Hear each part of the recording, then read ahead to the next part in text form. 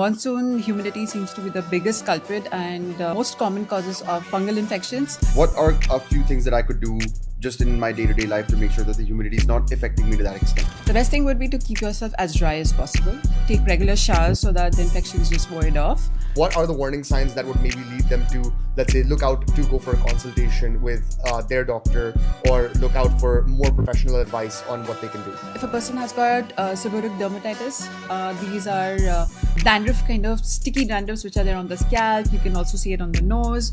So what is it in particular that a person like that should be looking out for? Most important thing would be trying to reduce the amount of sweating if it's possible. Stay indoors so that it's ventilated and you don't sweat that much.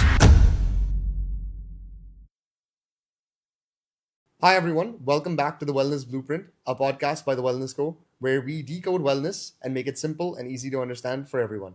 Today I'm joined by my co-founder Rohan and Dr. Dehydrated, one of our everyone. preeminent wellness experts. And today we're going to be talking about all things skin health in the summer and monsoon months.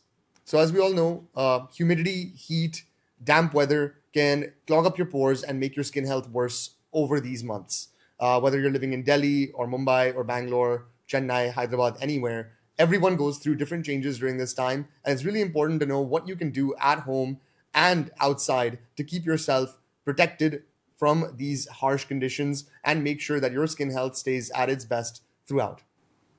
That's correct, Rishabh. Yeah. Monsoon humidity seems to be the biggest culprit and one of the most common causes of fungal infections.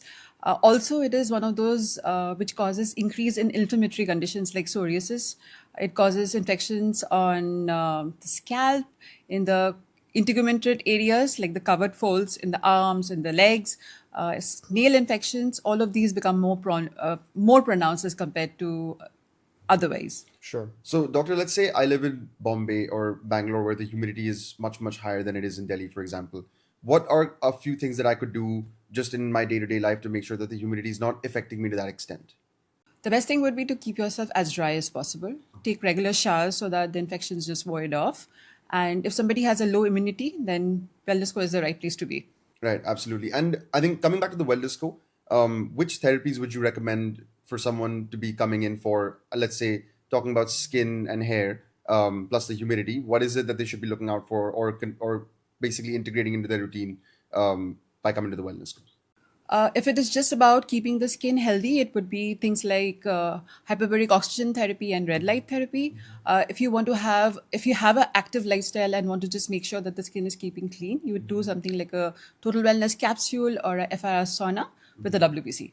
Okay, wonderful. Sure. And what about like a cryofacial? Because I personally enjoy that quite a bit, and even in the summers, it's quite helpful. It is the best when it comes to the summers. Of course, in the monsoons, it is something that can be done, but I would prefer going towards the oxyhyaline and the hydrofacials that we have. Okay, perfect. And doctor, I think talking about the summers and the monsoon specifically, we're looking at someone who has a very active lifestyle, who's playing a lot of sports every day and sweating profusely.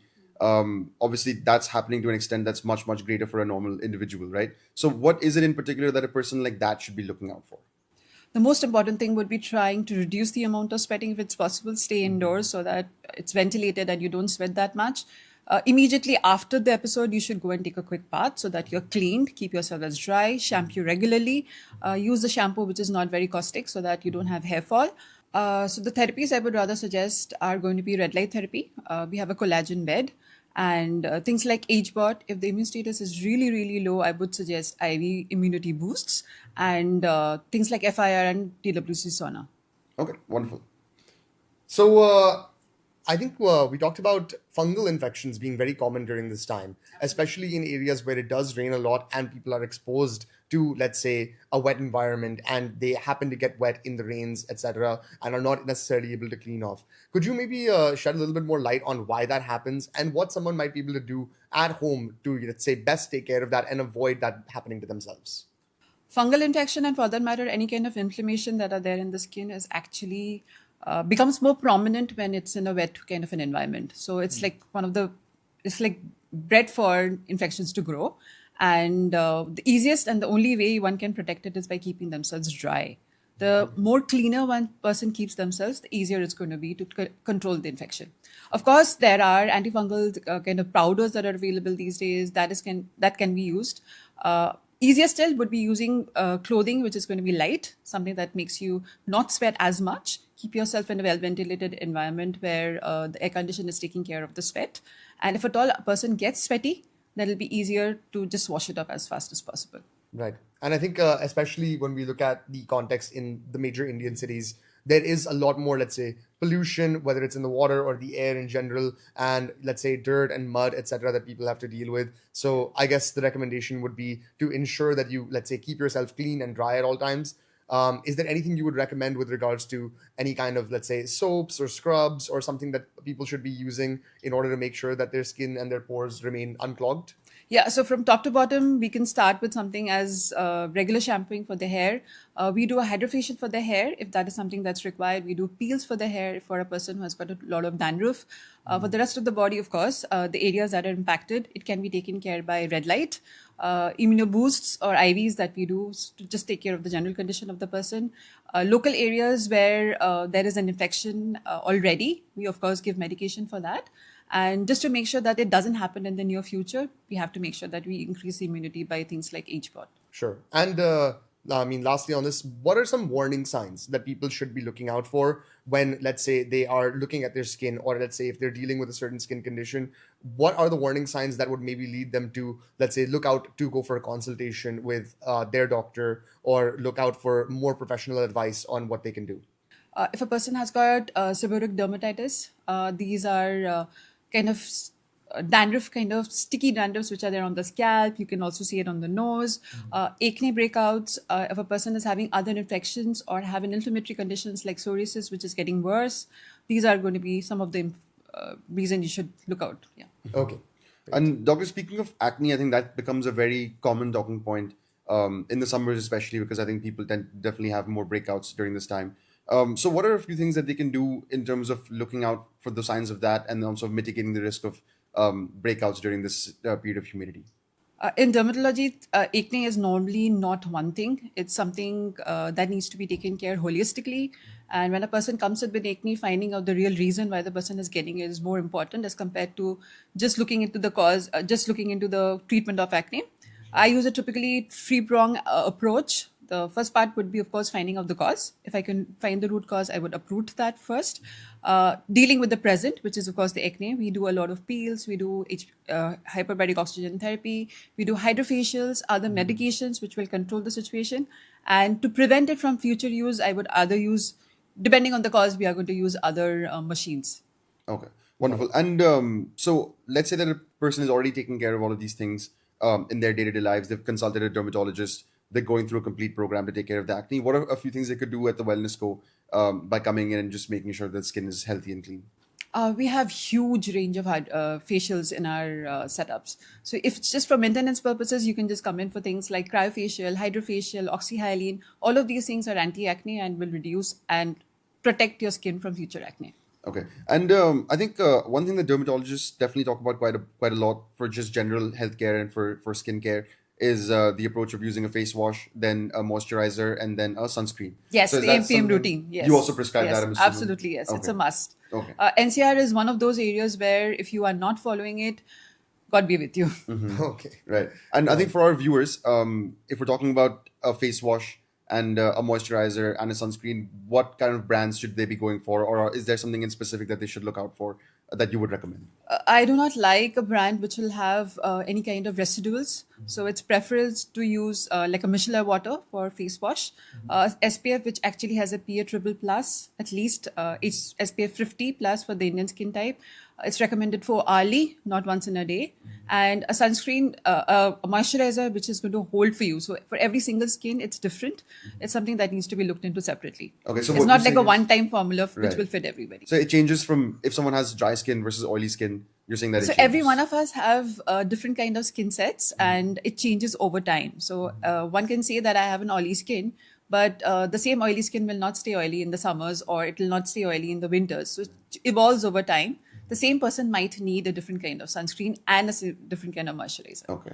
So, and when we talk about, let's say, acne and breakouts over the long term, I think a lot of people actually struggle with recurring acne or recurring breakouts that, let's say, take a pause for 3 to 4 months or 5 months and then come back. So what we're looking to do at the Wellness Co especially is, deal with these concerns at the cellular level, right? Identify the root cause of why it's happening, whether it's something to do with your lifestyle, whether it's hormones, whether it's something to do with, let's say, your genetic conditions, predispositions, etc. So I guess something that would be maybe helpful for our viewers to know is what kind of diagnostic testing might be available for them, or a diagnostic that you might be able to perform in order for them to get to know a little bit more about their skin type and deal with those root causes. At Wellness Co, we do have the plethora of all the diagnostic tests there can be. We do all the blood tests there is. So be it for PCOS or be it for any kind of disorders, including genetic testing, we have GenePlus. We do oligoscans, something that is so unique that cannot be traced through blood. So sequential scans, which help us to find out if the person is improving in the right direction. Sure. Yes. So this is something as a protocol that might be recommended. Let's say someone comes to you who is suffering from acne and breakouts, and it's quite, let's say, severe at the time. We might be able to perform a test for them at that time, recommend them the right program. And then again, let's say after 4 or 5 or 6 months, once the improvement is there, we would redo the diagnostic also to ensure that at the cellular level, the biomarkers are moving in the correct direction. Absolutely, yes. We do a lot of IVs. And one of the only ways to find out if the person is actually giving the right results is not only from what the person tells me. I look into the actual biomarkers. So oligoscan for that matter, a blood test, or even a GenePlus follow-up. These are helpful for us. Great. Okay, great. I think, so as we're on the topic of skin, I think one more thing to talk about is the fact that some people deal with dull and dehydrated skin. Even though with the humidity as prevalent as it is in the summers, the upper layers might seem a little greasy. But isn't it true that the bottom layers will still be quite dry because the person might just have poor fluid intake? Absolutely true. Yes, that's a very important point. That is true. Right. A lot of people who actually have dry skin in a kind of a sweaty atmosphere look shiny. They think that they are already hydrated and forget to drink enough water. This is an important point that needs to be tackled because washing the skin will show the actual dullness in the skin and the dehydration, and it needs to be tackled immediately. Right. A weak skin actually invites a lot more infection and inflammation. And if it's not taken care in our environment, can cause more complications. Right. I think it's a very good point because this is something which exists beyond, let's say, the surface level, right? Absolutely. So especially for Rohan and I, for example, we play a lot of sports. We are active, let's say, on a daily basis, and we're sweating a lot during this time also. So have to replenish those electrolytes and have to replenish that fluid intake as well. Because even if on the outside it looks like our skin looks quote unquote hydrated because it's been sweating a lot or because of the greasiness factor, as Rohan mentioned, it is very important to make sure that you are hydrating yourself extra well during this time because you're losing a lot of fluids. True. The average would be around 3 liters. And then for every hour of workout that you do, add half a liter extra. Yeah, so that's a lot of water. Right. I think especially when I talk to, let's say, a lot of my friends or people in the community, I think we as a community have a very kind of, let's say, not good water intake routine. Most people aren't necessarily getting their even sufficient level of water at the base level, as you mentioned, like the 3 liters, right? But a lot of people who are active as well, they are losing more fluids and not necessarily putting that back in. And Yeah, it's also true because we are almost always live in an air-conditioned environment, and that is something that we lose a lot of water without even understanding. So that's normally, according to WHO, around half a liter to 1 liter every day. Okay. So that also is an extra that we need to take care of. Sure. So what Makes we're saying sense. is drink a lot of water, guys, while you're at home. Yes, please. Yeah. Yes. So I think one more thing that I think especially our female viewers would definitely would want to know about is the role that makeup could play during this period of time, and how it sort of can affect the skin during periods of humidity, or if there is certain types of makeup that people should be looking for. Is there something that you could let us know about that? Yeah, makeup in terms of humidity, or in fact, even in a dry atmosphere, either ways can clog skin. And depending on how big the pores are for an individual, it can actually cause a lot of infection. There is, in fact, a type of acne called acne cosmetica, which is particularly happening only because of cosmetics. I wouldn't suggest putting makeup on for a long time, good for anyone, but clean up as fast as possible. I think that's the only way of tackling it. So put it on when you need to, but then as soon as you get Absolutely, home, wash yes. it off. Need basis. We would rather concentrate on making the skin so good that you don't need it. Right. Fair Right. enough. Wash it And, off and moisturize.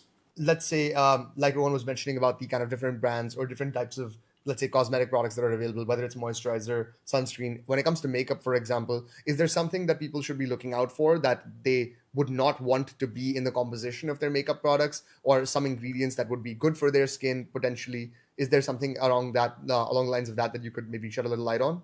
Things which have got more minerals, which are light, are much better. Most of the brands actually are using the same kind of nanoparticles for makeup. So there is not really much to choose from. Makeup is pretty much individualistic, so it's very hard to draw a line here. Sure. Sure. Perfect. Understood. So, and I think one more thing that is very apparent during periods of humidity or just heat in general is heat rashes and redness.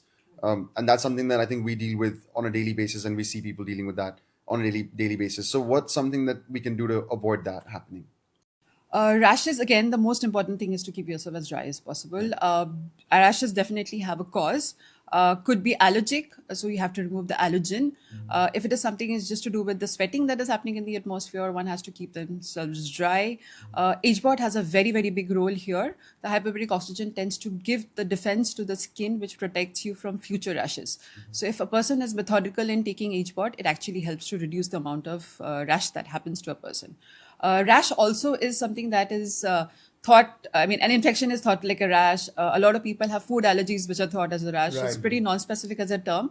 I would request everyone to just go to their dermat to look into it first, because we just generalize it saying it's a rash, and Sure. it probably isn't. Even Candida infection looks like a rash to start with, and it just grows and grows. Right. I think that's a very important point, is that if you notice anything whatsoever that's, let's say, changing with your skin, which is not normal, and let's say outside of, like, let's say something that you've recognized about yourself over the course of many years, that might be the right time to take a step and go see a dermatologist and go ask or talk about what issues you're facing and how they are, let's say, categorized, and what can be done to, combat those things, and whether it's a cause for concern or not. I think that's a lot of people try to try home remedies or are looking at supplementation, etc., without necessarily having an expert's intervention on what best they can do. We know that there's a kind of big plethora of collagen supplements and skin health supplements that are available in the market that are being advertised and marketed very loudly to people. But until and unless you know what's going on with your skin specifically, you might not necessarily understand what dosage or what product or what routine you might need to follow to combat your specific issue and make sure that your skin maintains its healthy balance. That's correct. Yes, I agree. So, on the subject of heat, I think I know a lot of my friends personally as well that even in the summers like to take a shower with warm water or even hot water. Is there something that's contraindicative to that, or should they be looking Yes, to take cold lukewarm is the showers? right amount of temperature. Don't go beyond 40 degrees. Even if a person is using 40 degrees for a daily requirement, it might be too much. We have a lot of people suffering from hypothyroidism, so it's natural for that person to feel cold, and they tend to use or overuse warm water. The right temperature is around 38 degrees here for lukewarm, but I would request to avoid higher temperatures. Sure. And And a cold water shower is Cold completely water fine. or the regular shower, yes, Yeah. it is. Okay, that's perfect. because at the Wellness Co, for example, we recommend cryotherapy to a lot of people to combat inflammation and swelling and these types of markers in particular, because a lot of people who come in with, let's say, puffiness as well, right, and come in with some sort of facial swelling or some issue in their Under eye skin. puffiness, yeah, Right. periorbital. Yes. Exactly, and any kind of inflammation which is causing the redness and these rashes to appear more prominent also. I guess cooling down the skin is something which is quite important. So maybe you could, just let people Yes, know. a little bit WBC more. actually, and along with that, we do something called cryofacial for the face, which reduces the puffiness. Also, hydrofacial reduces the puffiness. We do something called Forma. It's a radiofrequency procedure which reduces puffiness around the eye. A regular massage, which is a lymphatic drainage massage, can also reduce puffiness around the eye. If a person is not having a respite, in spite of all of these things, definitely needs to go to a doctor to find out if there's something more. Because sometimes there are genetic things that happens, there are kidney things that happens, which actually causes puffiness also. And I think one more thing I think that's important to talk about is the role of pigmentation and uneven skin tone. And I think that's more prevalent in the summers with the pollution and with the heat as well. So is there something that people should be doing to combat that aspect of it? Absolutely, yes. Pigmentation is something that will go worse for most people. We have a lot of melasma in the population. Also, otherwise, the exposure, just the sun exposure, is enough to cause a lot of pigmentation for most people.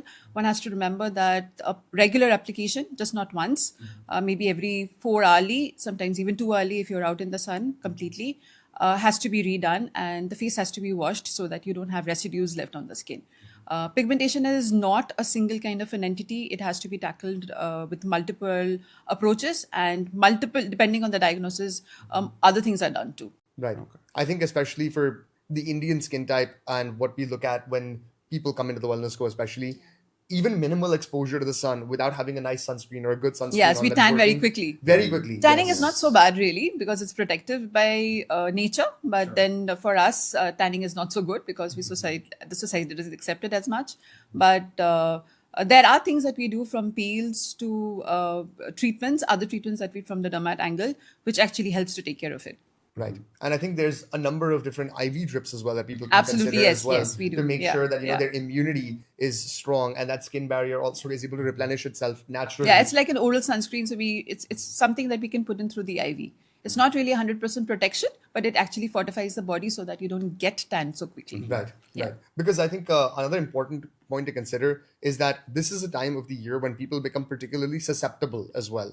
Because let's say your daily routine gets thrown off a little bit, or because of the changing weather conditions, you're not able to, let's say, adapt and change your skincare routine also to make sure that it's kind of being reapplied at a regular basis. As you mentioned that, every 4 hours you need to reapply your sunscreen. Yes, You reapply we're your not serious moisturizer. about it. Actually, it's probably because people don't know that it needs to be reapplied. Absolutely. Most people are happy applying it once and thinking that will do the trick. Exactly. A lot of people are applying it in the morning and then stepping out for the day, and they might be out for 12, 14 hours and not reapply and still be out in the sun every now and then. And this can lead to longer term consequences as well in terms of, let's say, health complications that we would want to avoid. No, see, the idea is not to not be out in the sun also, because sun is very, very helpful when it comes to vitamin D and other things that help in our body. But if a person is suffering from pigmentation, then that particular part of the skin, see, face is just about 1% of the entire skin. If you just help our face, the rest of the body is there. So that can be taken care of when the sun is going to manufacture its vitamin D. Great. Yeah. And I think while we're on the topic of sunscreen, one important aspect that I would like to discuss is the fact that I feel like Indian people generally think that because we have more melanin in our skin, that we don't need to apply sunscreen as rigorously to combat, let's say, the unfortunate event of developing skin cancer, which I think is very, very prevalent in the West. So is that something that is true or is the case, or are we just as susceptible to skin cancer as people in the West? We are genuinely less susceptible because the more melanin we have, it is a protective barrier from the sun. But because of the weather changes that has happened with the ozone holes, so there is a increasing tendency of having skin cancer in people who have got darker skin, but not so much in people who have got the darkest variations. Sure. Yeah, because there are multiple type of skin cancers. So some of them do occur. Protection from the sun actually protects the precancerous ailments more as compared to the cancer per se. Understood. And that's not only on the skin, okay? It's true for the scalp also. Right. So it can be pretty much anywhere. Right. So then talking about the scalp, as we come to that, I think another thing which people would want to know a lot about is what they can do to combat seasonal hair fall and itchy scalp. I think this is an issue which is quite common when, let's say, you are out in the rain or you're exposed to, let's say, higher temperatures or temperature differentials when you're going from heat to cold, let's say you're going from outside to AC, etc. And people generally feel that they have an increased level of dandruff, etc. during this time. So what are some things that people need to watch out for, and what can they do to help themselves? Yeah, so typically itchy scalps are due to dandruff, and there are different kind of dandruffs. So one of them are called seborrheic dermatitis, which needs to be looked into seriously. The other dandruffs which are there is because of the transient change in the weather. That is something that you can take care by just washing your scalp really well and on a daily basis. We do red light therapy, which actually reduces it also. And also you have to make sure that if a person has any kind of greasiness happening because of seborrheic dermatitis, the person should contact a dermat. Sure. Okay, And perfect. then I think you'd be able to recommend, let's say, the right shampoo or the right. Yes, it's just not hair a shampoo. treatment Most of the protocol. time, they will need some kind of a medicine which will actually help to take care of the cause. Okay, I see. And when looking at, let's say, the hair fall component of that, what are some, let's say, warning signs or something that people should be watching out for? Is it an increase in the level of hair fall that they're seeing, whether it's like it's coming off, let's say, while they're showering or just in general? What are the kind of warning signs and So how they can help? say that 100 to 150 hair per strands per day is normal, but it's just something that is true for people who have got enormous amount of hair. If your average hair fall is maybe 20 and you're having 50, that is hair fall, and one should look into it seriously. Yeah. I think a lot of people also wait until it's too late, maybe. I know, with yes. the hair fall When the hair fall situation, has right? become thinning, and then yes. they come to someone like you, or they come to the wellness co and they're expecting, okay, now reverse my hair fall and reverse this, like, thing which has already taken place over a course of, let's say, 1 year plus. Yes. So your recommendation obviously would be the earlier you can spot the signs, the The earlier better you it can is, come because in. you'll suffer less. Yes, Absolutely. and sometimes the hair follicles are gone, and it's pretty much late because very few therapies actually get back the entire hair that was there to start with. Sure. So in the meantime, let's say if someone does spot it early enough, would you recommend them to come in for something like a hair PRP, which is the Yes, absolutely. So we have QR, we have hair PRP, exosomes, the entire range of things that actually help in hair fall, and also other therapies which go along to help fortify the hair. Anything and everything would be used depending on the reason for the hair fall. Sure. I think a lot of viewers would be curious to know, in your experience, how have you seen these treatments and these therapies actually help people who did, let's say, start them early enough and had a good result? What's your experience Oh, been? it's pretty high. I'm very happy and satisfied with the results. Yes, in most cases, yes. Only in places where the person has got some kind of a genetic defect, which is getting added because of their hair fall from the seasonal changes, it's sometimes the patient is not that happy, but otherwise, everybody is very happy. Sure. So I am happy in most cases. And is there an age group or an age band which you would look at, let's say, to say that during this time is the best time to start these treatments? And whether it's, let's say, 30s to 40s, who are the people who would be, like, say, the ideal There is candidates? nothing as such when it comes to aging, but irrespective of age, if a person is having a problem, one should get it looked into. Got it. Got it. Perfect. Awesome. All right. Thank you so much, Dr. Devjani, for joining us on this episode of The Wellness Blueprint. I think there's a lot of informative and important topics that we've discussed today. And I hope it was worth it for all of you. Thank you. And any questions our viewers may have, please feel free to drop them below for us, and we'll get back to you as soon as we can. Thank you.